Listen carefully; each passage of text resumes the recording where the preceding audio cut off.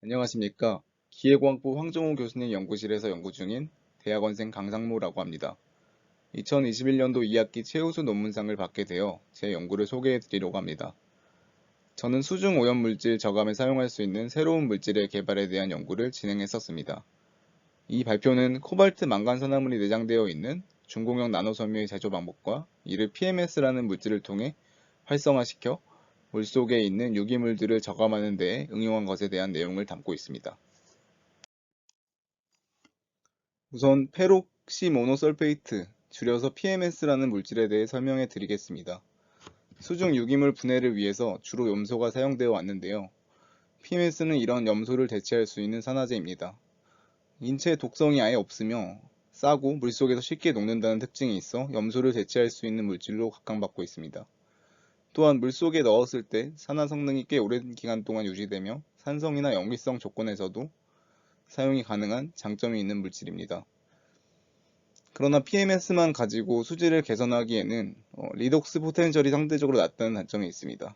따라서 이런 PMS를 설페이트 라디컬이나 OH 라디컬 같은 반응성이 훨씬 뛰어난 물질로 바꿔주는 활성화 과정이 필요합니다. 이런 활성화 과정에는 전이금속, 탄소 촉매, 자외선, 초음파, 가열 등의 방법들이 있습니다. 이 중 전이금속 촉매는 가장 저렴하고 효율적으로 PMS를 활성화시킬 수 있다는 장점이 있습니다. 단일 전이금속 촉매들 중에서 코발트 이온이 가장 뛰어난 PMS 활성화 성능을 지녔다고 알려져 있습니다.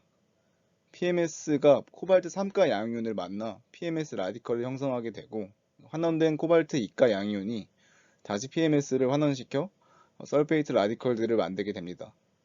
이 과정에서 코발트 2가 양이온이 다시 3가 양이온으로 산화되게 되고요.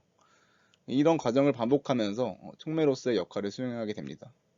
그러나 가장 뛰어난 코발트 자체도 단점이 있습니다. 인체 독성이 매우 높아서 물속에 유출 시 문제가 될 수 있고 또 매우 비쌉니다. 따라서 이를 대체하기 위해 비교적 성능은 떨어지지만 안전하고 싼 철이나 망간, 구리 같은 전이금속들에 대한 연구가 활발히 진행되고 있습니다. 또한 독성이 강한 코발트의 함량을 낮추면서 촉매 성능 또한 증대시키기 위해서 코발트가 아닌 코발트 산화물, 코발트 전이금속 혼합물, 코발트 탄소 혼합물 등의 헤테로제니어스한 물질들이 연구되고 있습니다. 저도 이런 아이디어에서 효율적인 코발트 복합물질을 만들고자 노력하였습니다. 지지체가 필요 없이 촉매나 흡착제로 사용될 수 있는 나노섬유 형태를 구상하였습니다. 다음 그림은 제가 구상한 나노섬유의 단면 개형입니다.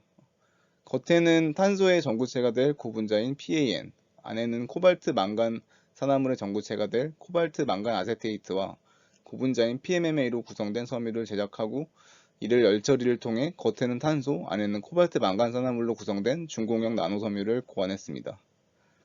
이 재료를 통해서 탄소와 코발트 망간 산화물이 동시에 촉매로서의 역할을 할 수가 있게 되고 인체에 해로운 전이금속 성분을 탄소가 둘러싸고 있는 형태이기 때문에 물속으로의 유출도 감소시킬 수 있을 것이라 생각했습니다.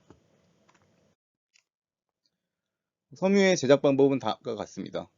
전기 방사는 직경이 작은 노즐에 고분자 용액을 주입시키면서 전기장을 인가해 주었을 때 정전기적 반발력과 표면 장력의 합력에 의해 매우 작고 뾰족한 콘 형상으로 액적이 분출될 수가 있어 나노에서 마이크로 직경의 섬유를 제작할 수 있는 기술입니다.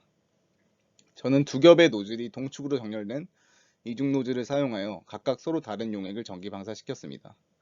안쪽에는 금속산화물 전구체 PMMA 혼합 용액, 겉쪽 노즐에는 고분자인 PAN 용액을 주입해 주었습니다. 이런 식으로 전기 방사할 때 겉과 속이 다른 나노섬유를 제작할 수 있었습니다.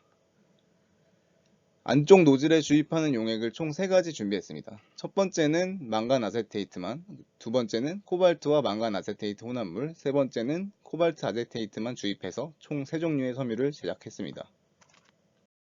다음은 현미경 사진입니다. 3종류의 섬유 모두 전기 방사 이후 겉과 속이 다른 형태의 물질로 구성되어 있음을 확인할 수 있습니다. 직경은 모두 500나노미터 정도였습니다. 이 섬유들을 열처리를 했을 때 다음과 같이 중공형의 섬유 내부에 금속산화물 입자들이 분포하게 됩니다. 과정을 요약하자면 동축전기 방사를 통해 각각 탄소, 코발트, 망간 산화물 전구체로 구성된 이중 섬유를 제작하고요. 이후 열처리를 통해 다음과 같이 바깥은 탄소, 안은 코발트 망간 산화물로 이루어진 나노 섬유를 제작할 수가 있었습니다. 이후 XRD 분석과 H2TPR 분석을 통해 안에 들어있는 금속 산화물이 Mn3O4, 그리고 COMn2O4, 그리고 CO3O4라는 것을 알 수 있었습니다. PMS 활성화 성능을 평가하기 위해 로다민 B라는 빨간 염료를 분해하는 실험을 수행했습니다. 로다민 B와 PMS, 물, 그리고 촉매를 넣고 시간에 따른 로다민 B의 분해 정도를 측정했습니다. 이때 비교를 위해 제가 만든 세 종류의 섬유 이외에도 같은 양의 금속 성분 없는 활성탄소 나노섬유, 그리고 상용 촉매인 CO3O4, Mn3O4를 실험 재료로 선정했습니다. 다음은 염료 분해 결과입니다. COMn2O4가 안에 들어있는 중공형 섬유가 가장 큰 성능을 보였습니다. CO3O4가 들어있는 섬유는 두 번째로 성능이 좋았는데, 이는 탄소 섬유가 없는 CO3O4 상용 촉매보다도 성능이 좋았습니다. 이를 통해서 코발트와 망간의 상호작용, 그리고 탄소 섬유 자체가 전자를 공급해줄 수 있는 역할을 해 촉매 성능 개선의 역할을 할 수 있음을 파악할 수 있었습니다. COMn2O4가 들어있는 중공형 섬유의 촉매 성능을 구체적으로 평가하기 위해 반응식을 가정하고 여러 가지 조건에서 로다민 B 분해 실험을 수행했습니다. 우선 염료 분해 반응이 유사 1차 반응을 따른다고 가정하였고, 촉매 반응은 아레니우스 방정식을 따른다고 가정했습니다. 첫 번째로 다양한 온도에서의 염료 분해 성능을 평가했습니다. 높은 온도에서 더 좋은 성능을 발휘하였습니다. 아레니우스 방정식을 통해 촉매 반응에 대한 활성화 에너지를 구할 수 있었습니다. 상용 CO3O4 촉매보다 활성화 에너지가 낮아 더 쉽게 촉매 반응을 일으킴을 확인할 수가 있었습니다. PMS 농도, 촉매 농도, pH 조건을 달리해 가면서 각 반응의 유사 1차 반응 상수를 측정했습니다. PMS와 촉매 농도는 당연하게도 농도가 커질수록 염료 분해 성능이 뛰어났고요. pH는 중성인 7 부근에서 가장 뛰어난 성능을 보였습니다. 이 표는 PMS 활성화를 통해 염료인 로다민 B 분해 실험을 했던 다른 연구들과 제 연구의 반응 상수를 정리한 것인데, 가장 마지막에 있는 제 연구의 결과가 제가 만든 촉매가 가장 반응 상수가 좋음을 확인할 수 있었습니다.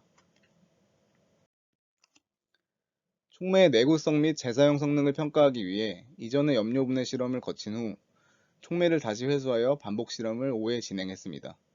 상용 촉매인 CO3O4, 제가 제작한 촉매 두 종류를 사용했습니다.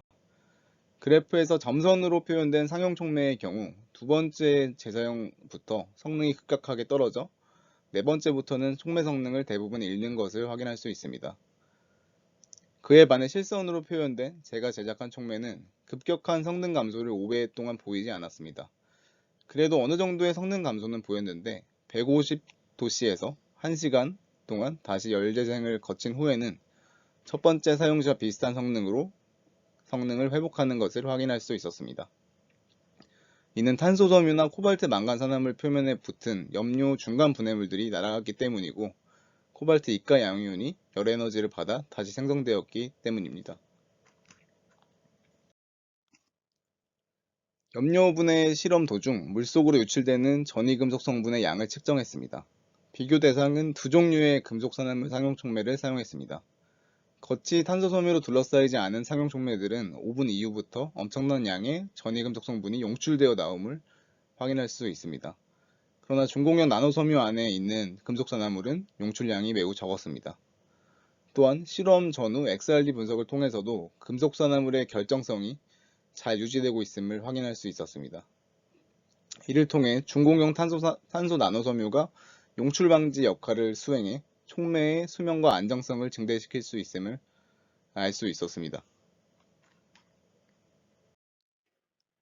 제가 만든 재료가 활성탄소 기반이기 때문에 수중염료 흡착 성능도 평가를 했습니다.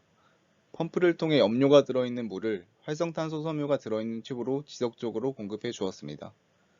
이때 활성탄소 나노섬유는 속이 막혀 있는 것, 중공형 활성탄소 나노섬유, COMN2O4가 들어있는 중공형 섬유 3종류를 선택해서 비교 실험했습니다.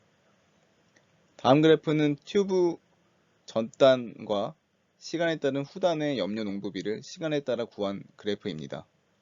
250분 동안의 흡착 성능을 평가했습니다. 속이 막혀있는 활성탄소 섬유가 가장 성능이 좋지 않았고 중공형 활성탄소 나노 섬유가 가장 흡착 성능이 좋았습니다.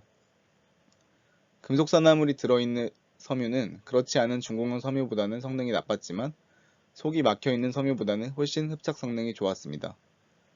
중공형 구조를 가져 섬유 내부까지 흡착면으로 활용을 할 수가 있었기 때문에 이런 결과가 나왔다고 생각합니다.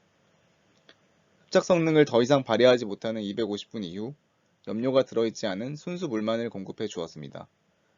중공형 구조로 인한 확산이 늦게 일어나 속이 막혀있는 섬유에 비해 흡착되어 있는 염료가 모두 밖으로 용출되어 나오기까지 더 오랜 시간이 걸리는 것을 볼 수 있었습니다. 이후 흡착 성능이 기존에 존재하는 흡착 모델인 토마스 모델과 잘 맞는 것을 확인해서 이 모델을 사용해 물질별, 유량별, 염료 농도별 흡착 반응 상수를 구해 보았습니다. 반응 상수가 낮을수록 흡착 성능이 좋음을 의미하는데 세 종류 중에서는 COMN2O4가 들어있는 중공형 활성탄소 나노 섬유가 그리고 유량이 낮을수록 그리고 염료 농도가 낮을수록 흡착 성능이 증대되는 것을 확인할 수가 있었습니다. 이런 실험 결과들을 정리하여 논문을 퍼블리시하였습니다. 임팩트 팩터 13.273, JCR 2.45%의 케미컬 엔지니어링 저널에 퍼블리시할 수 있었습니다. 제 발표는 여기까지입니다. 감사합니다.